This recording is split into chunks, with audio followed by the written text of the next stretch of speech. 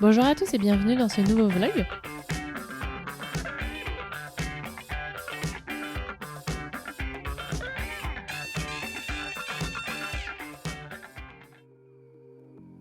On commence ce vlog il y a un moment en fait, j'avais commencé à tourner puis ensuite j'ai été malade, enfin c'est un petit peu compliqué.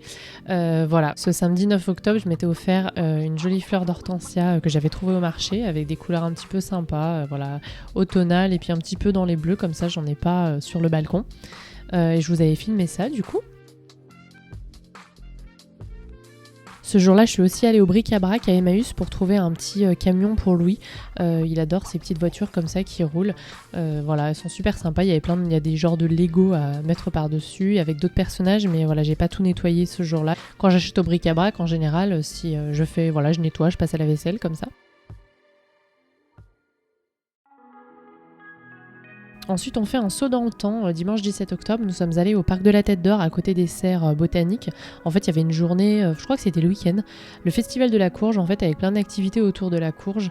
Du coup, on y est allé avec Louis. Alors, il est encore un petit peu jeune pour vraiment profiter de tout ça, mais je pense qu'il a bien apprécié la balade. Bon, il faisait pas mal voilà, de brouillard un petit peu très humide, mais bon, c'était sympa. Et puis, c'est pas très très loin de chez nous. Et c'est toujours un super moment pour lui faire voir d'autres choses. Il y avait des ateliers musique, il a plutôt bien apprécié. D'ailleurs, j'ai rejoint là-bas une copine, maîtresse Charline, si tu passes par là, je te fais un petit coucou. C'est une copine instit qui a d'ailleurs un compte Instagram hyper intéressant si vous êtes enseignante. Une fois rentrée à la maison, j'ai eu envie de parfaire ma déco d'automne, donc déjà mes physalis qui étaient enfin secs et j'ai pu du coup les mettre dans mon petit vase avec mes petites herbes de pampa.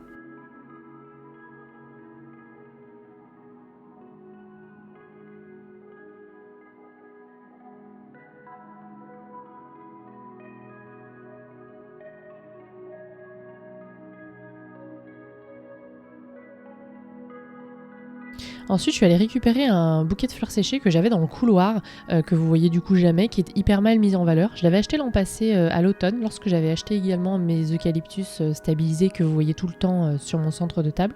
Donc, je me suis dit que j'allais l'utiliser un petit peu différemment, le dépioter un petit peu et réutiliser des éléments que j'aime bien dedans. Par exemple, les petits chatons là qui sont...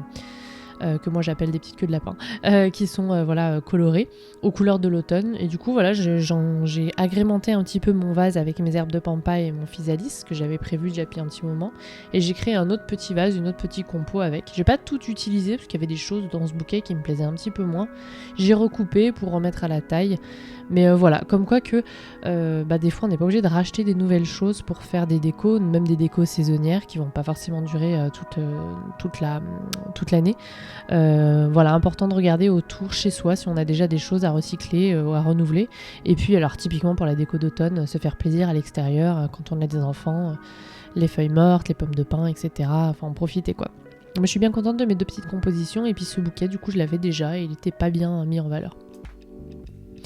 Mardi 19 octobre, le matin, j'ai profité que mon mari s'est occupé de Louis voilà, quelques temps. Du coup, je suis allée faire un petit tour au jardin de Caluire, une jardinerie qui est pas très très loin de chez moi.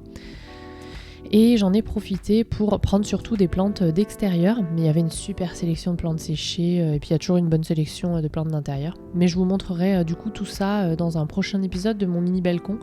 Là j'ai vraiment, on va dire, voilà, je suis partie sur des vrais compos d'automne. J'ai fini je pense mon balcon d'automne, donc voilà, à voir comment il évolue maintenant au fil des semaines, mais je pense que maintenant c'est bien blindé. En tout cas je suis bien contente des couleurs qu'il a pris. Je vous mettrai ça voilà, en vidéo très bientôt. Il faut que je fasse le montage de ce nouvel épisode pour vous le publier, je pense, la semaine prochaine ou la semaine d'après.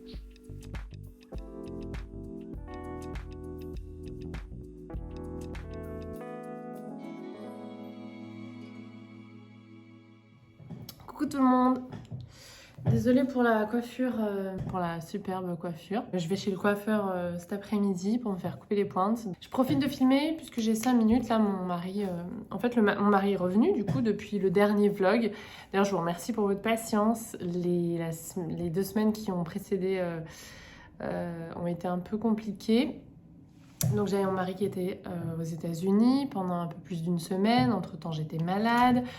Louis, ça a été hyper compliqué la nuit, pas la journée, on a passé des superbes journées, mais du coup j'ai rien pu faire pour la chaîne YouTube ou le compte Instagram, d'ailleurs vous allez voir que j'étais un petit peu moins présente.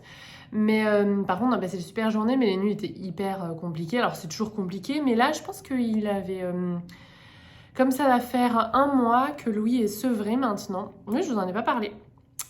Ça fait 2 mois qu'on le sevre progressivement. Au début, on a réussi à le sevrer la journée, à 11 mois, et à 1 an, on a commencé à essayer de le sevrer la nuit, ce qui a fini par fonctionner. Et du coup, c'est mon mari qui se levait la nuit, et du coup, ça faisait un petit mois que moi, alors je me réveillais la nuit, bien sûr, plusieurs fois du coup par nuit, mais je me levais plus. Et du coup, là, ça a été difficile de se remettre dedans, surtout que Louis, je pense... donc il se réveillait pendant que mon mari était absent et il n'arrivait plus à se rendormir. Donc il hurlait pendant 1 heure et tout. Enfin, j'étais complètement désespérée, quoi. Franchement, c'est chaud.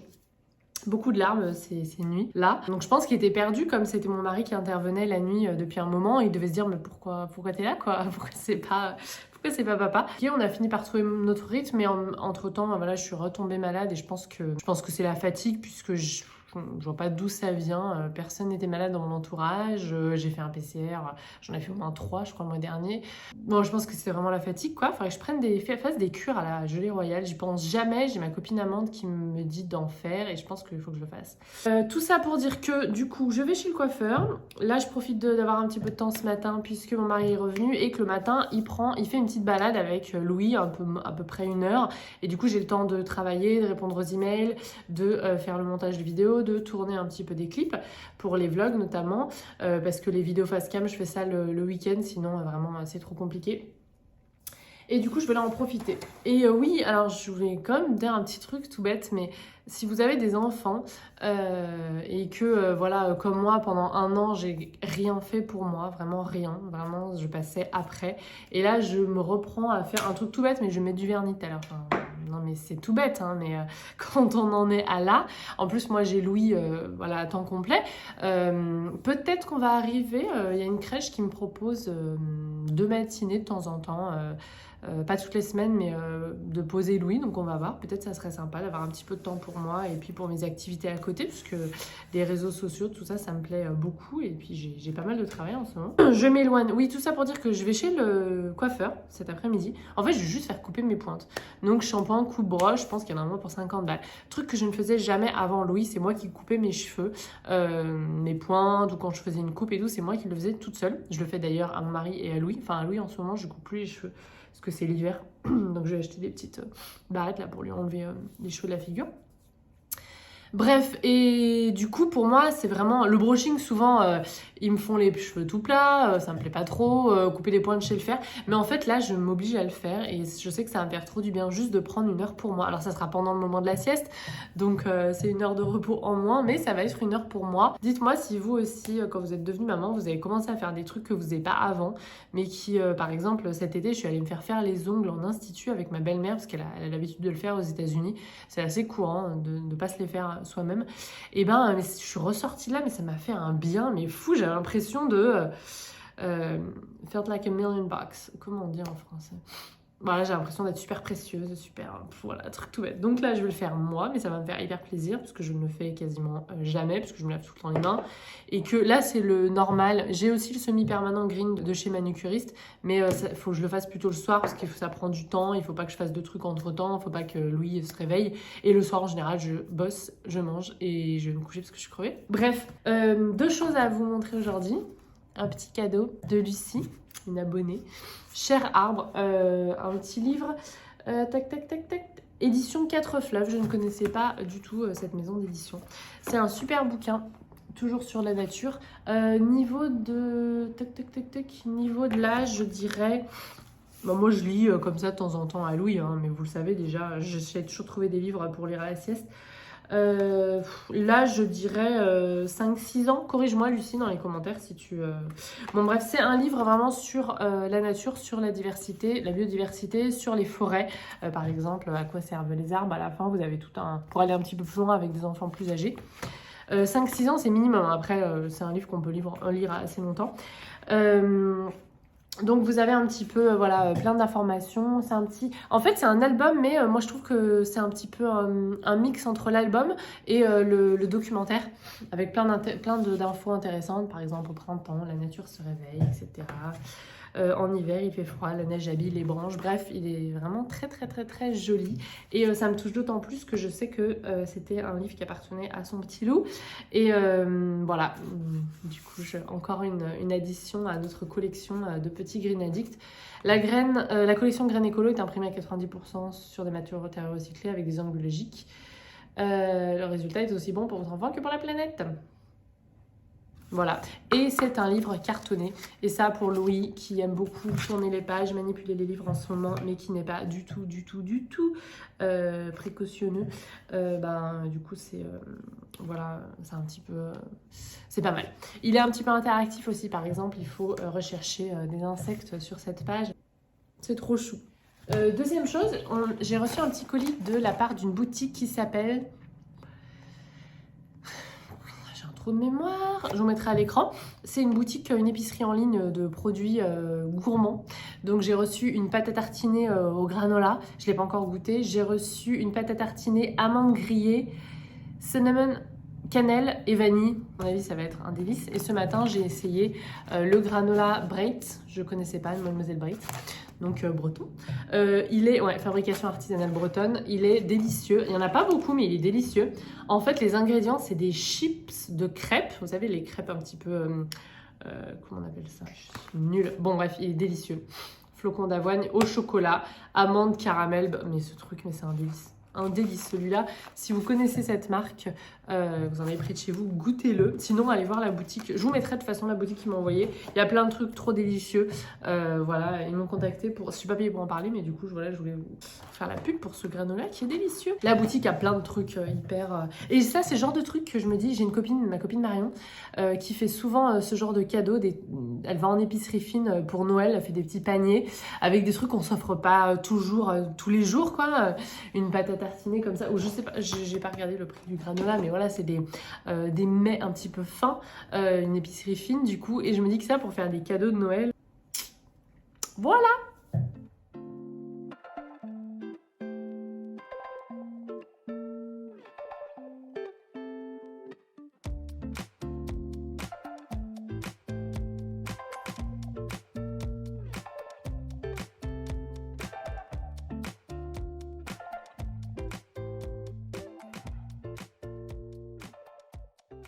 Coucou tout le monde, aujourd'hui je fais ce que j'avais dit que j'allais faire, belle intro. Je vais mettre en dormance mes caladiums. Ceux qui étaient encore... Oui, je me suis coupé les cheveux, je suis allée hier, je vous ai pas... Si, je vous ai montré, non je sais plus. Ceux qui étaient encore à l'intérieur, puisque ceux qui étaient à l'extérieur, je vous l'ai déjà montré. Je vous en ai déjà parlé sur mon épisode de mon mini balcon. Le 13 je crois, ou le 14. Ceux-là j'avais pas encore fait, mais par contre ils sont prêts. Alors ils sont encore en terre, mais en fait je les ai laissés, ça va faire un mois que j'ai tout coupé, que j'ai mis à l'ombre. D'ailleurs je les avais tellement bien cachés pour pas que Louis vienne les dépioter, que j'ai mis une bonne heure avant de les retrouver pour filmer ce clip. Bravo Marion. Donc voilà, on va le faire maintenant. Ils sont secs, donc tout a bien été laissé sécher. Donc je vais simplement les retirer, enlever les petites racines qui dépassent et les mettre en hibernation. Donc je vais réutiliser ma jolie petite boîte là, Fructus Jardine. J'avais commencé les autres, vous vous souvenez, à les mettre en hibernation dans l'épisode de mon mini-balcon. Par contre, j'ai plus de sachet Kraft, donc je pense que je vais prendre ça.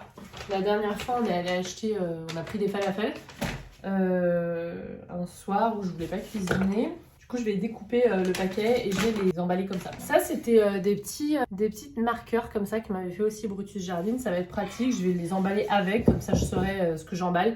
Parce que là, figurez-vous que j'ai complètement oublié de noter qui est quoi. Donc ça va faire comme l'an passé. Je m'en plaignais déjà. Oui. Je vous disais, j'ai oublié de noter qui est quoi. Et du coup, je ne me souviens plus. Bah, voilà. You know better than this, Mary. Donc voilà, on va... passer. Donc là il y en a 3, il y avait 3 gros tubercules. Donc globalement mon expérience sur les jardinières Botanifolk pour les caladiums, super bien pour le départ, notamment parce que comme c'est de la terre cuite, ça sèche vite. Et vous vous souvenez, quand on met les tubercules en terre, le danger c'est de les faire pourrir au tout début quand il n'y a pas encore de feuilles. Après, il faut être plus régulier. Oui, je prends ça parce que j'ai vraiment la flemme et le temps m'est compté d'aller chercher là-haut ma petite truelle, là, et ma petite pioche là. Oui, il va y en avoir de partout. J'ai fait mon deuil. Il va falloir que j'aspirerai après, tant pis. Donc, super bien pour les faire partir. Par contre, une fois qu'ils sont, voilà, une fois qu'ils ont grandi, une fois qu'ils sont en terre, une fois qu'ils ont poussé, et je pense qu'il faut les passer dans des... ils ont bien rétréci ceux-là. Mais ils ont un peu rétréci. Il faut les passer dans un pot plus grand parce qu'ils ont besoin de plus de place pour leurs racines. Donc voilà, encore une bonne leçon d'apprise, c'est cool. Donc je coupe tout ce qui dépasse. Et au niveau des racines, le job avait déjà été fait. Voilà, là le tubercule a vraiment rétréci contrairement à ce que j'ai mis au début. Je me demande s'il n'a pas dû puiser dans ses réserves parce qu'il n'y avait pas énormément de place. Je ne sais pas, hein. Dites-moi si vous avez des... Du coup je le mets avec, hein. Si vous avez des suppositions. Voilà, donc on est là avec le spring fling. Ensuite le deuxième. Donc petit rappel, pour ceux qui ont acheté des caladiums il n'y a pas longtemps, qui sont encore très très beaux, qui ont dû être plantés en été et pas au printemps, voire même à la fin de l'été.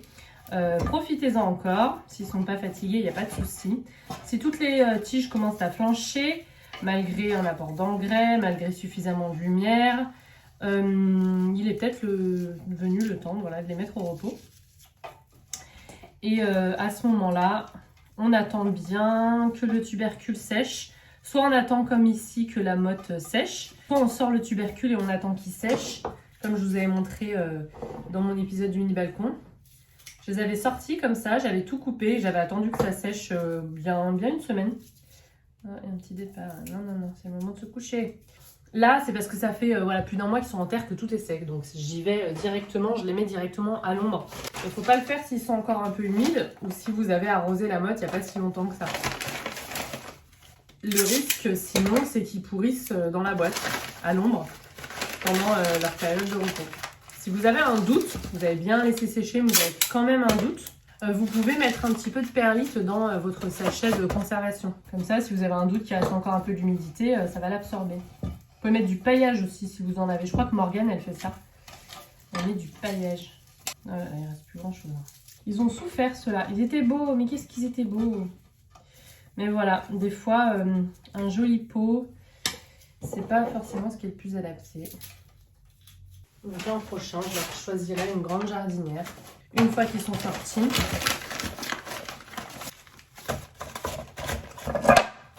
Voilà. Dernière chose, on me pose souvent la question et j'oublie à chaque fois de répondre. Qu'est-ce que tu conseilles de planter dans les jardinières Botanifolk? Alors moi je change souvent parce que je m'ennuie vite comme ça. Mais si vous aimez les succulentes, je pense que elles seraient super adaptées pour faire un petit jardin de succulentes comme ça, à poser en centre de table. Puisque c'est de la terracotta, donc ça va sécher vite. Il n'y a pas moins de soucis de problème d'arrosage ou de surarrosage. Et des petits jardins de succulentes, j'entends par là des petits échevérias par exemple, où moi je pense que ça serait super. Et je pense que si un jour je me mets aux succulentes, je commencerai par une jardinière comme ça. C'est si vous la posez, hein, mais je vous rappelle que la jardinière Botanifolk, en fait, elle est suspendue normalement. Hein. C'est juste que là, moi, j'ai pas pu faire de trou dans cette nouvelle cuisine.